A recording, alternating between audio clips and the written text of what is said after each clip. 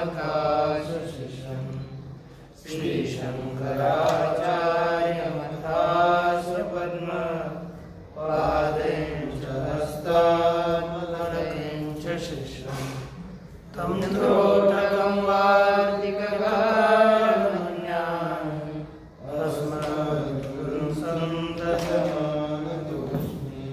श्रुते स्मृतिर्पुराणानाम् आलयं करुणालयं नमामि भगवत्पादं शङ्करं लोकशङ्करं शङ्करं शङ्कराचार्यं केशवं बादरायणं सूत्रभाष्यकृतो वन्दे भगवन्तो पुनः पुनः।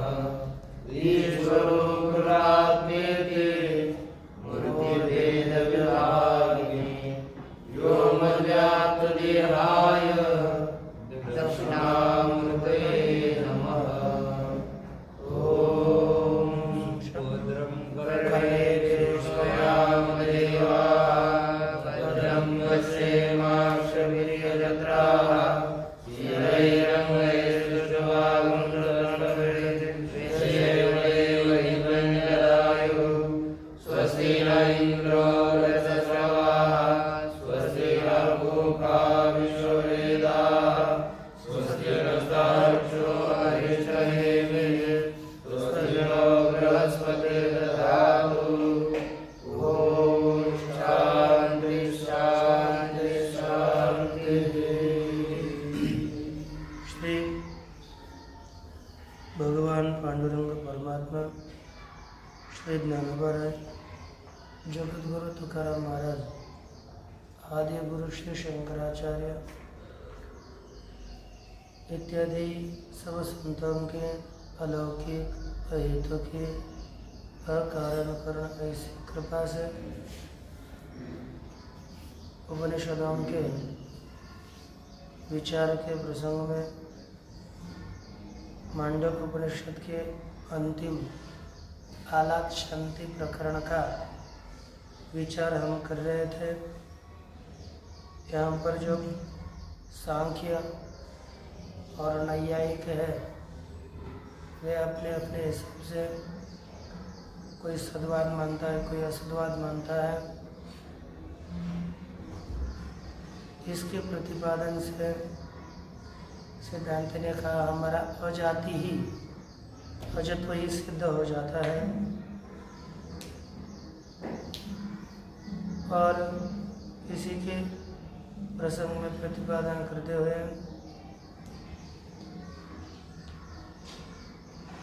कल 19 श्लोकों तक पूरा विचार किया गया। 20 श्लोक का उच्चारण किया था। तो देखिए पुनः इसका उच्चारण पर देखेंगे। बीजांकुराख्यो दृष्टान्तः बीजांकुराख्यो दृष्टान्तः स सदा साध्य समोहि सः सदा साध्य समोहि सः नहि साध्य समोहेतु नहि साध्य समोहेतु सिद्धौ साध्य से युज्यते सिद्धौ साध्य से युज्यते।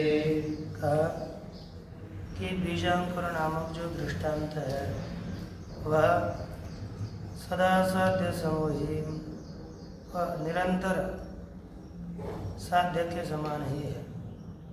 अर्थात साध्य जैसा संदिग्ध होता है उसी तरह बीजांकुर नामक दृष्टांत भी संदेह युक्त ही है, संदिग्ध ही है ही, क्योंकि साध्य समो हेतु साध्य से सिद्ध होना युज्यते। साध्य के समान जो हेतु संदिग्ध हेतु है वह साध्य की सिद्धि में उसका प्रयोग नहीं किया जा सकता। साध्य की सिद्धि के लिए साध्य समान नहीं बल्कि निश्चित हेतु चाहिए। ऐसा निश्चित हेतु ही साध्य की सिद्धि में उपयुक्त हो सकता है। इसलिए अब देखिए भाष्य श्लोक के द्वारा निराकरणीय जो शंका है उसी शंका को उठाते हुए कहते हैं ननु हेतु फलयोः कार्य कारण भावः इति अस्माभिरुक्तम्। शब्दमात्रम् आश्रित्य छलमिदं त्वयोक्तं पुत्रात् जन्म पितुर्यथा विषाणवच्चा संबंध इत्यादि कहते हैं हेतु फलयोः कार्य कारण भाव इति अस्माभिरुक्तम्। हम लोगों के द्वारा हेतु और फल इन दोनों में कार्य कारण भाव है।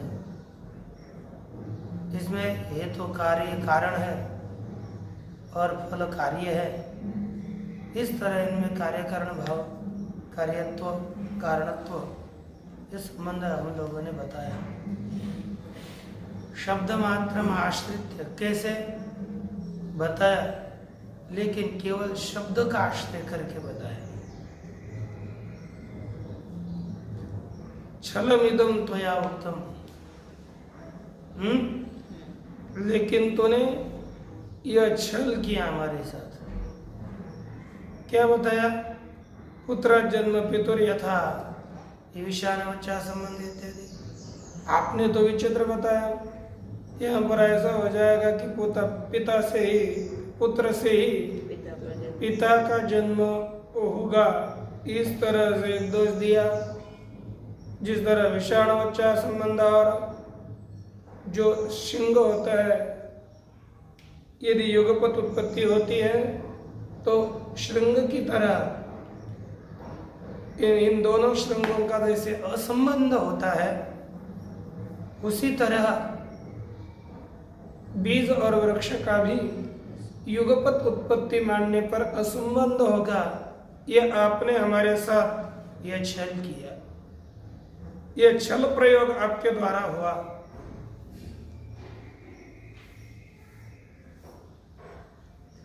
क्या होता है? अछल अनभिप्रेतार्थस्य स्वीकारो अभिप्रेतार्थस्य परित्यागश्छलम। टिप्पणी में लिखा पंच छल उसे कहते हैं कि जो हमें स्वीकृत अर्थ नहीं है, अभिप्रेत अर्थ नहीं है, ऐसे अर्थों का स्वीकार करना, और जो अभिप्रेत अर्थ है, स्वीकृत अर्थ है, उसका परित्याग करना, इसे ही छल कहा जाता है। यह अपने हमारे अभिप्रेत जो अर्थ था वो आपने नहीं स्वीकारा, और जो अभिप्रेत है उसका त्याग किया आपने, इसलिए यह छल हुआ। नहीं अस्माभिः आसिद्धात् हेतो फल सिद्धि आसिद्धाद्वा फलात् हेतु सिद्धि अभ्युपगता का अस्माभिः हम लोगों के द्वारा आसिद्धात् हेतु असिद्ध हेतु से फल सिद्धि ही न उगता। हम लोगों के द्वारा असिद्ध हेतु से फल की सिद्धि नहीं स्वीकार करी गई, और असिद्धात् फलात् हेतु सिद्धि न अभिभवता। असिद्ध हेतु से फल की सिद्धि नहीं स्वीकारी, और असिद्ध फल से हेतु की भी सिद्धि हम लोगों के द्वारा नहीं स्वीकार की गई। तो कहते किम तरी, क्या स्वीकार किया गया? बीजांकुरवत् कार्य कारण भाव अभ्युपगम्य थे। हमने असिद्ध सिद्ध कहीं लिखा ही नहीं। पूर्व पक्ष बोलता है एकादा ये तो सिद्ध है, कारण नहीं है, फिर उससे हमने फल नहीं माना, और असिद्ध फल है उसे कारण की सिद्धि नहीं मानी। हमने तो इतना ही माना है, जैसे बीज से अंकुर की उत्पत्ति होती है तो बीज कारण हो गया, अंकुर कार्य हो गया, उस तरह बीजांकुर की तरह कार्य कारण भाव बस माना, इतना माना है हमने।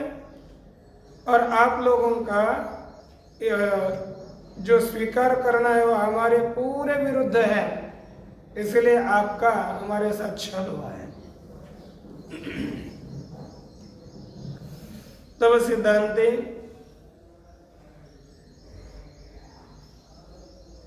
पूर्व पक्ष का परिहार करते हुए कहते हैं कि अत्र उच्यते, इस दृष्टांत की अनुपपत्ति आपने दी, उसके विषय में हमारे द्वारा कहा जाता है कि बीजांकुराख्य दृष्टांत, यह बीज और अंकुर नामक जो दृष्टांत है सह साध्येन तुल्य, वह किसके समान है? साध्य के समान। साध्य के समान है। इति मम अभिप्राय। सिद्धांत बोलते ये दृष्टांत साध्य के समान है, ऐसा हमारा अभिप्राय है। कहते कि कैसे? कल्पांतर उत्तर करके बताते हैं दूसरे कल्प का। ये मुझे लगता है, देखो, प्रत्यक्ष अवष्टमेन दृष्टांतम साधयन आशंक्यते, अरे ननु प्रत्यक्ष कार्य कारण भाव बीजांकुरयोः रणादि न पूर्वस्य पूर्वस्य अपरवदादि मत्वाभ्युपगमात्।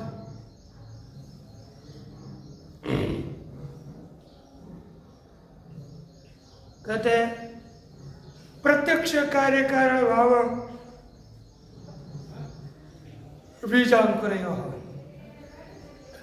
बीज और अंकुर में ध्यान दीजिए, सावध होकर। बीज और अंकुर में कार्य कारण भाव प्रसिद्ध है, प्रत्यक्ष है। बीज कौन होता है? कारण। और कार्य कौन होता है? अंकुर। बीज और अंकुर में कार्य कारण भाव प्रत्यक्ष है। बीज अंकुर, इसमें कार्य कारण भाव प्रत्यक्ष स्वीकार किया गया है। अनादि ऐसा है, अनादि न पूर्वस्य पूर्वस्य अपरवदादि मत्वाभ्युपगमात्। क्यों अनादि ऋण है ना? पूर्वस्य पूर्वस्य, जो पूर्व पूर्व है,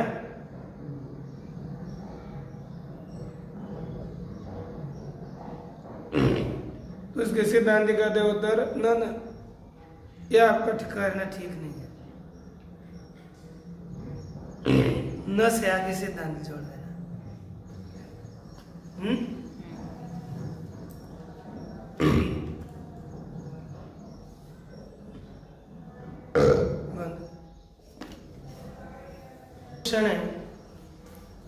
कहा कि कार्य कारण भाव बीजांकुर में अनादि है और यह प्रत्यक्ष है। तो सिद्धांति उसे उत्तर देते हुए कहते कि अरे यह आपका कहना ठीक नहीं है। क्यों नहीं है? इसके लिए हेतु दिया, पूर्वस्य पूर्वस्य अपर वद आदि मत्वाभ्युपगमात्। कहा कि जो पूर्व पूर्व है, पूर्व पूर्व जो कारण है वह कैसा है?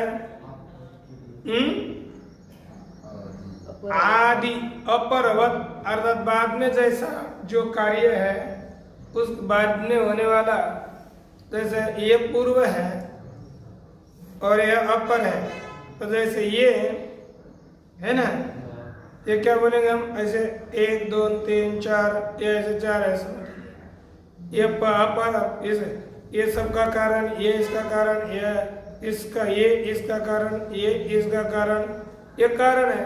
तो जैसे अपर अपर आगे के यह साध्य है, कारण वाले है, उसी तरह पूर्व पूर्व भी कारण वाले ही है, आदिमान है, अर्थात उत्पत्ति वाले होते हैं, ऐसे स्वीकार किया गया है।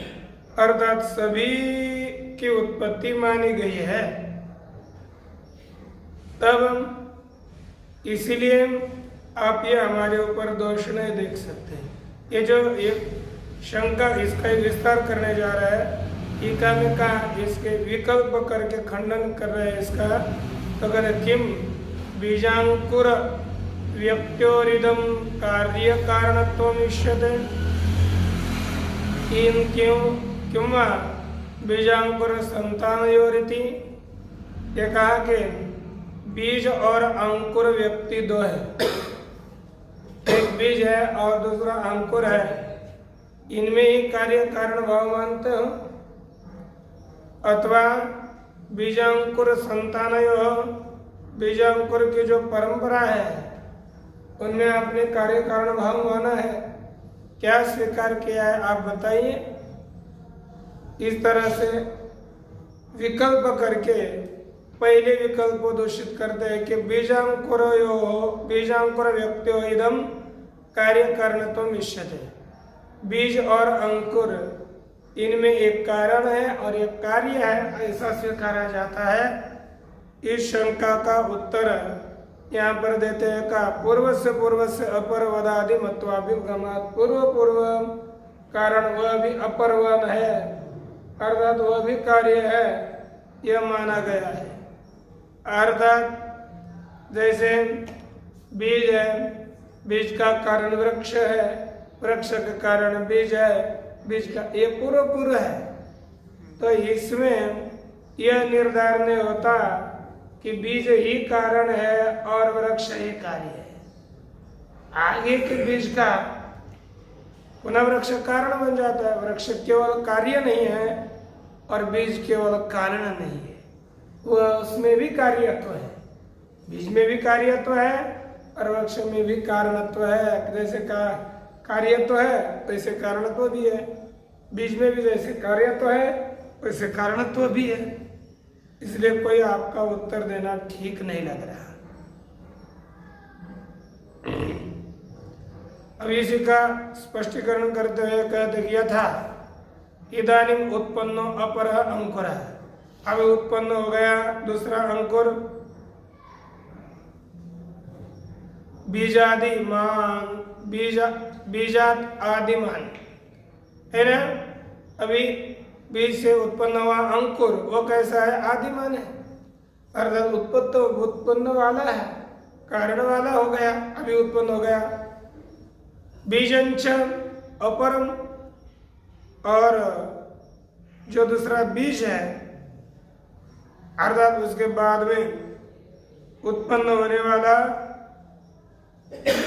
प्रकृत अंकुर जनक बीज भिन्न, जैसे यह अभी अंकुर उत्पन्न हो गया, उससे भिन्न बीज अर्थात भविष्य काल में आने वाला बीज वो कैसा है। बीजंच परम अन्यस्मात् अंकुराद इति, दूसरे अंकुर से उत्पन्न होता है। ये जो अंकुर है वो बीज से उत्पन्न होता है, लेकिन जो बीज है वो दूसरे बीज से अंकुर से उत्पन्न होता है, वृक्ष से उत्पन्न होता है। इस तरह क्रमेण उत्पन्नत्वात् आदिमत, ये सभी क्रम से उत्पन्न हुए इसलिए आदिमान है। देखो ये बीज भी आदिमान है और अंकुर भी आदिमान है। एवं पूर्व अंकुर बीजंच, पूर्व अंकुर और बीज पूर्वम आदिमत एव है ना, पूर्व से ही आदिमान है, अर्थात अपने अपने कारण से ये उत्पन्न हो गए अंकुरादिति है ना। एवं पूर्व अंकुर बीजम च पूर्वम आदिमत एव प्रत्येकम सर्वस्व बीजांकुर जातस्य आदिमत्वात्, प्रत्येक जितना भी बीज और अंकुर समुदाय है वे सभी आदिमान होने से कस्यचिद अपि अनादित्वानुपत्ति ही, किसी के भी अनादित्व की सिद्धि नहीं होती। कोई भी अनादि है यह सिद्ध इससे नहीं होता। एवं हेतु फलानाम, इसी तरह कार्य कारणों के भी आदिमत्व ही सिद्ध होता है, अनादित्व सिद्ध नहीं होता। इस तरह से प्रथम कल्प को दूषित करके अब द्वितीय जो कल्प है, पहले क्या था, बीजांकुर व्यक्तोरिदम कार्य कारणत्वमिष्यते, उसका खंडन करके जो कल्पांतर है बीजांकुर संतानयो, बीजांकुर की संतान परंपरा है, उसमें कार्य कारण भाव माना जाता है, ऐसे ही कहेंगे तो उसके विषय में कहते हैं एवं अथ बीजांकुर संतते अनादित मत्वम इति चेत न, यदि कहेंगे कि अथ बीजांकुर संतते अनादिमत्वम इति चेत, यह पूर्व पक्ष हो गया। बीज और अंकुर की संतति, संतति अर्थात परंपरा, ये संतति अनादि है। हमने एक बीज और अंकुर को ने कहा, इस परंपरा को अनादि कहा। तो सिद्धार्थ उत्तर दे देना, अरे संतति में एक पदार्थ नहीं ना, बहुत पदार्थ आते हैं, इसलिए एक न एकत्व अनुपत्ति है। संतति में एकत्व की सिद्धि एकत्व की सिद्धि नहीं होती, इसलिए आपको उत्तर कहना ठीक नहीं। सिद्धांति एकत्वानुपत्ति है, इस पद का ही स्पष्टीकरण करते हैं, कहते हैं नहीं बीजांकुर व्यतिरेकीनो बीजांकुर संततिर नाम एका अभ्युपगम्यते। अरे कहीं पर भी बीज और अंकुर के अतिरिक्त बीज और अंकुर की एक संतति है, परंपरा है, ऐसा माना जाता है क्या? ये बीजांकुर अलग और उनकी परंपरा अलग है। का बीजांकुर से व्यतिरिक्त बीजांकुर संतति नामक एक नहीं मानी जाती। हेतु फल संततिर्वा तद अनादित्ववादी भी, हेतु और फल की संतति परंपरा, हेतु फल की अनादित्व को बताने वाले लोगों के द्वारा भी नहीं माना जाती। संतति को अनादि कहाँ माना जाता है कि नहीं? संतति को अनादि मानने वाले भी अलग रीति से हेतु फल की संतति ऐसा नहीं मानते। तस्मात् सूक्तम हेतु फल से चानादि कथम तय रूप वर्णते, इसलिए ये बहुत अच्छा कहा गया कि हेतु और फल इन दोनों का अनादि संबंध है, उनके द्वारा कैसे बताया जाता है। ये बात ठीक बताई। अब आगे कहने लगे तथा च अन्यद अपि अनुपपत्ते, उसी तरह दूसरे की भी अनुपपत्ति अर्थात सिद्धि होने से न छलम इति अभिप्राय है ना। इसलिए दूसरे की भी अनुपत्ति होने से ये हमने कोई छल नहीं किया, इसलिए कहा न चलो के साध्य समूह हेतु हो साध्य सिद्धौ सिद्धि निमित्तम प्रयुज्यते प्रमाण कुशल। प्रमाण कुशल जो वक्ता है उनके द्वारा लोक के साध्य समूह हेतु, लोक में साध्य के समान अर्थात संदिग्ध होने वाला हेतु साध्य सिद्ध हो, साध्य के सिद्धि के निमित्त प्रयुक्त नहीं किया जाता, यह बताया गया। हेतुरति दृष्टांत अत्र अभिप्रेत गमकत्वात्, हेतु इस तरह हेतु इस पद से दृष्टांत अभिप्रेत। क्या अभिप्रेत है? दृष्टांत अभिप्रेत। दृष्टांत अभिप्रेत है। क्यों? गमक। गमकत्वात्। गमक अर्थात गमक बोधक होने के कारण, है ना? उसको ये तो कोई दृष्टांत कहते हैं। दृष्टांत अर्थात दृष्टांत एक गमक है, ये तो भी गमक है, तो दृष्टांत पद से हेतु स्वीकार किया गया है। प्रकृत दृष्टांतो न हेतु, प्रकृत में बताया गया दृष्टांत बीजांकुर का ये हेतु नहीं है। कथम बुद्ध ही अजाति परिदीपिता इत्या, बुद्धों के द्वारा अजाति का ही प्रकाशन किया, यह आपने कैसे कहा?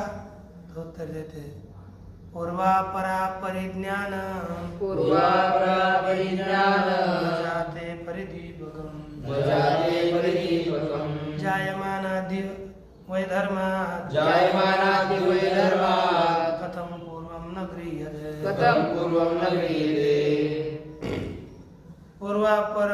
पूर्वापरा परिज्ञानम अजाते परिदीपकम। देखा कि अजाति जन्म रहितता, अजाति अर्थात जन्म रहिता तथा का बोधक कौन है? तो कहा पूर्वापरा परिज्ञान, पूर्व और अपर इसका अज्ञान। ये पूर्व है अर्थात ये कारण है और ये कार्य है, इसका ज्ञान न होना ये अजाति अजन्म का परिदीपक दीपक ज्ञापक प्रकाशक है।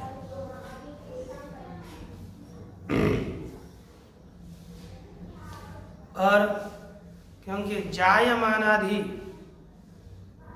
धर्मात्,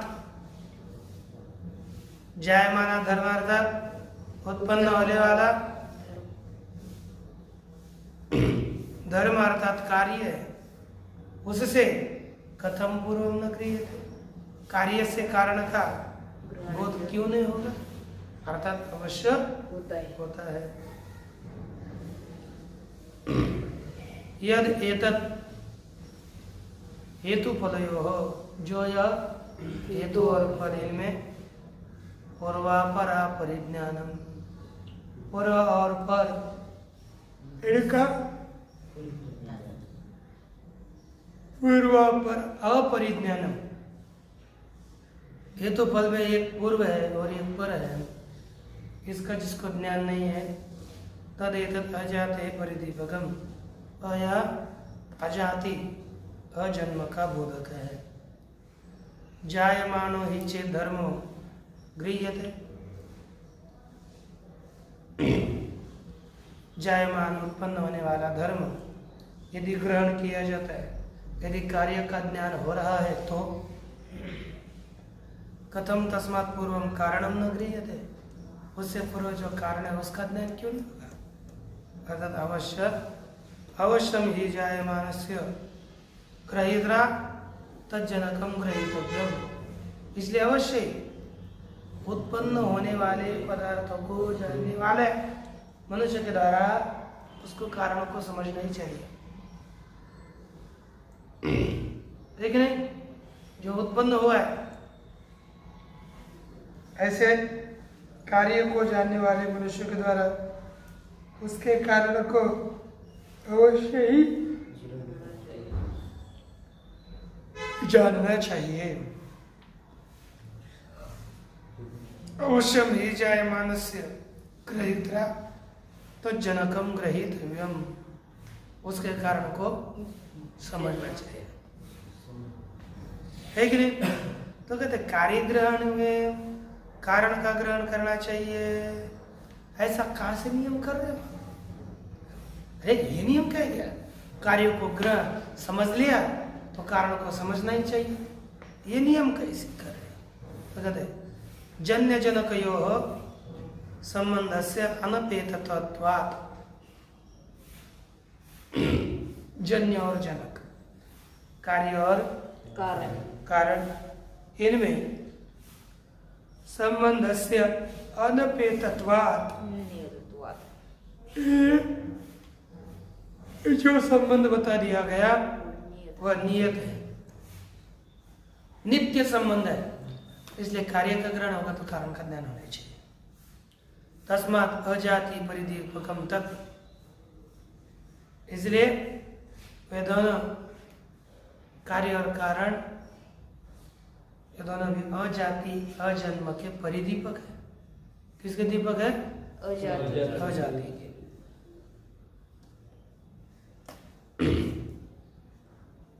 स्वतो वा परतो वापि सतो वा परतो वापि न किंचित् वस्तु जायते न किंचित् वस्तु जायते सदसद्वापि सदसद्वापि सदसद्वापि सदसद्वापि न किंचित् वस्तु जायते न किंचित् वस्तु जायते।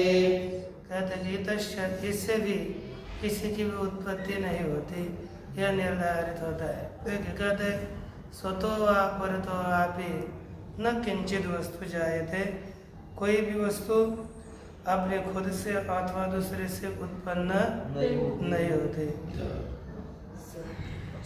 सद और असद और सदसद। और सदसद, एक सद वस्तु किससे भी उत्पन्न नहीं होती, असद वस्तु भी किससे उत्पन्न नहीं होती, और तृतीय है सदसद वस्तु भी किससे उत्पन्न नहीं होती। सदसद पहले लिया कि स्वतो व परतो व न किंचित वस्तु जायते, सो खुद से भी कोई भी वस्तु उत्पन्न अथवा दूसरे से भी कोई भी वस्तु उत्पन्न नहीं होती। सदसद सद वस्तु भी नहीं कोई वस्तु उत्पन्न नहीं होती, असद वस्तु भी कोई उत्पन्न नहीं होती, अतः सदसद वस्तु भी कोई उत्पन्न नहीं होती। देखिए भाष्य, इतश्च न जायते किंचित, इससे किसी की भी उत्पत्ति नहीं होती।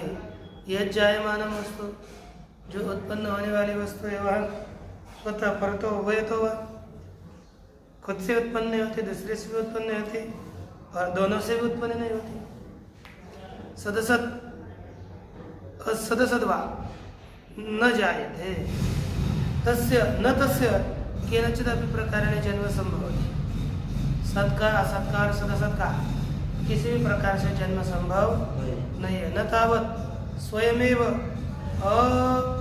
अपरिनिष्पन्नत्वा, है ना, स्वतः ही अनिष्पन्न होने से स्वतः स्वरूपात स्वयमेव न जायते, स्वयं स्वतः खुद से ही उत्पन्न न होने के कारण स्वतः स्वयं से स्वयं की उत्पत्ति नहीं होती।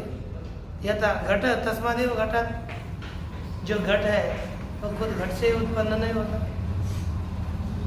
परंतु अन्यस्मात्, दूसरे से भी उत्पन्न नहीं होती, अन्यस्मात् अन्यो, दूसरे से दूसरे की उत्पत्ति नहीं होती। जैसे घटात पटात पटांतरम वा,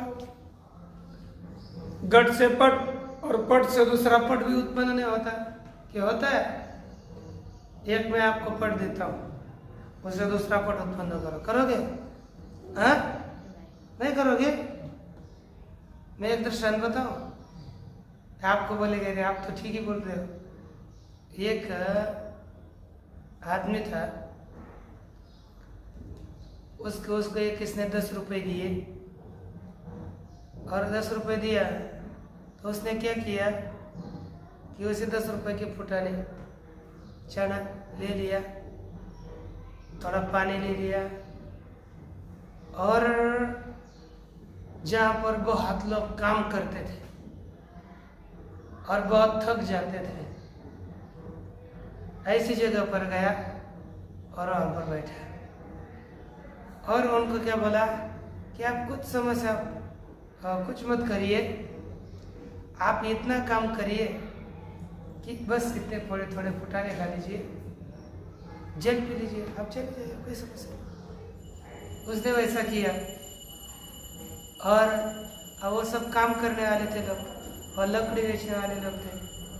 तो उद्योगनंद दिन भर जो लकड़ी लाई थी, प्रत्येक ने 10, 15, 20 लोगों ने एक एक लकड़ी निकाल करके वहाँ दे दी। और अब लकड़ी तो इसका तो भार तो बहुत ज़्यादा बड़ा हो गया। उनके मन में आ गया, अरे ऐसा नहीं खाना चाहिए, उनको कुछ तो कुछ देना चाहिए, एक लकड़ी देने से क्या करें। तो उनका ये बड़ा बहुत भारा हो गया और उस लकड़ी को उसने बेचा और बहुत फुटाने पुनः बड़े ज़्यादा ले लिए। तो यहाँ पर एक फुटाने से एक से बहुत फुटाने दूसरे बहुत की उत्पत्ति हो गई कि नहीं? हाँ, पड़ गए अड़चन में ना। अभी तो कहा था एक से दूसरे की उत्पत्ति नहीं होती, तो एक से आपको बहुत दूसरों की उत्पत्ति बताई कि नहीं? फिर कैसे कह रहे हैं, होती है कि नहीं? वैसी हो सकती है, लेकिन एक पट से पट दूसरा पट नहीं बना जा सकता। अगर ऐसा हो सकता है दूसरे के उससे पैसा आएगा। सुनो तो सही,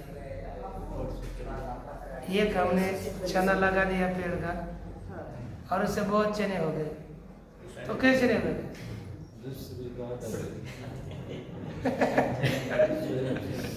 अरे पहले चने का पेड़ हो गया और पेड़ से चना हो गया है ना। चने से दूसरा चना थोड़े हो गया, ये आपको बताना था, ये दूसरा ही बताने लगा। इसलिए ध्यान दीजिए, जैसे एक पट से दूसरे पट की उत्पत्ति नहीं होती। अरे घुमाने के लिए भी दृष्टांत तो बहुत है, और इसका लेकिन मूल पकड़ में आना चाहिए। जैसे पट से पटांतर की उत्पत्ति नहीं होती, तथा नो भयतः, उसी तरह दोनों से भी, सदसत से भी, है ना, दूसरे की उत्पत्ति नहीं होती। क्यों?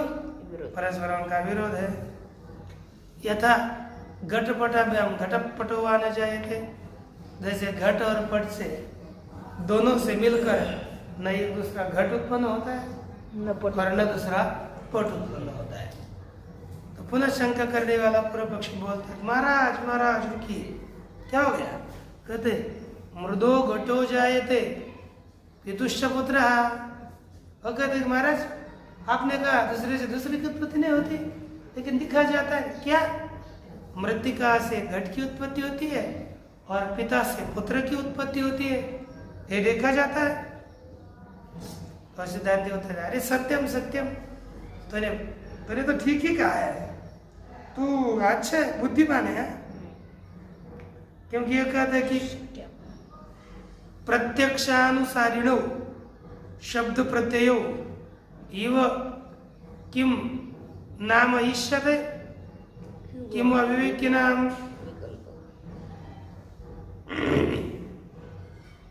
यह कहते हैं कि प्रत्यक्ष अनुसार ही शब्द का ज्ञान स्वीकार किया जाता है क्या?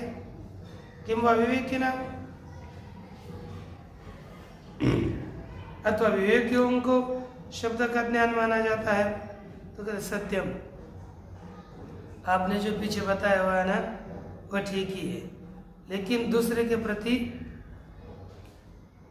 सत्यम कहाँ गया है? देखिए, मैं तो नीचे एक जगह लाया था, ये ऊपर है। अब देखिए, कहते हैं कि ननु आस्ति जायते इति प्रत्यय शब्दस्य मूढ़ाना। जो मूढ़ लोग है ना, प्रत्यक्ष प्रमाण को मान कर चलने वाले मूढ़ अज्ञानी हमारा, इसके वजह से इसको प्रत्यक्ष प्रमाण को मानने वाले चार वाक, उनको आस्ते जायते ज्ञान होता है, तो वे वो शब्द प्रत्ययो विवेकी भी परीक्षेते, उन्हीं शब्द और ज्ञान का विवेकी पुरुषों के द्वारा परीक्षण किया जाता है। किम सत्यमेव तो उद्मृषा,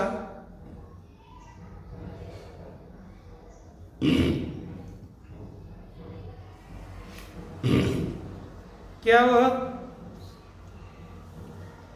इस शब्द और प्रत्यय दोनों सत्य है कि मिथ्या है? यावता परीक्षमाणो शब्द प्रत्यय विषयम वस्तु घटपुत्रादि लक्षणम शब्द मात्र में ततम कहते यावता परीक्षमाणे, जब तक यह उसका परीक्षण होता है तब तक शब्द प्रत्यय विषय वस्तु, शब्द के ज्ञान का विषय रूप जो वस्तु पुत्रादि लक्षणम, पुत्रादि रूपी वस्तु है वह शब्द मात्र में वो कौन है? केवल शब्द रूप ही है। वाचारम्भणम इति श्रुते है, वाचारम्भणम विकारो नामधेयम, ऐसी श्रुति है। और केवल कार्य रूप जो वस्तु है ना वो केवल शब्द मात्र है, शब्द प्रयोग केवल एक ही। सत्य सच्चेत न जायते, सद यदि है सच्चेत न जायते, सत की यदि उत्पत्ति नहीं होती, सत्वात पिंडादिवत, सत होने से पिंडादियों की तरह, और यदि असत तथापि न जाए थे, असत है तो भी उत्पन्न नहीं होता। कैसे? कैसे? असत्वाद एवं शश विषाणादिवत, वह असत होने से जैसे शश विषाण उत्पन्न नहीं होते। तथा सद सदापि, सद सत तथापि न जायते, उसी तरह सत और असत इनकी उत्पत्ति नहीं होती, क्योंकि विरुद्ध से एकस्य असंभवात, है ना, विरुद्ध एक की एक का असंभव होने से। अतो न किंचित वस्तु जायते इति सिद्धम, इसलिए कोई भी वस्तु उत्पन्न नहीं होती, यही सिद्ध होता है। ऐसा पुनर्जन्म, जिनका पुनर्जन्म होता है, पुनर्जनरी हो जाए थे, जिनका पुनर्जन्य जन्म ही होता है, उत्पन्न होता है। यदि क्रियाकारक भलाई भलाइकत्व विभक्त में थे, इस तरह क्रियाकारक और फल इनकी एकता मानी जाती है। क्षणिकत्व वस्तुना, और वस्तु क्षणिक माने जाते हैं। ते दूरत एवं न्यायापेता, वे दूर से ही न्याय से रहित हो जाएंगे।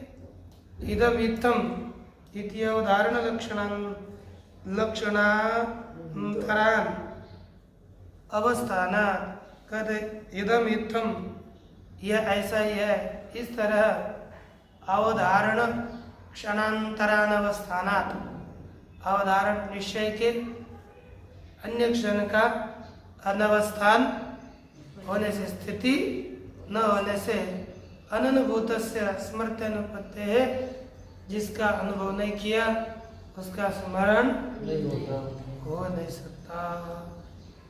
इस तरह से ये जन्म की सत्यता के है ना, जन्म तो यहाँ पर वास्तविक किसी कोई उत्पत्ति इत्यादि आ जाती है, प्रतिपादन के लिए कोई उत्पन्न होता है इत्यादि होता है।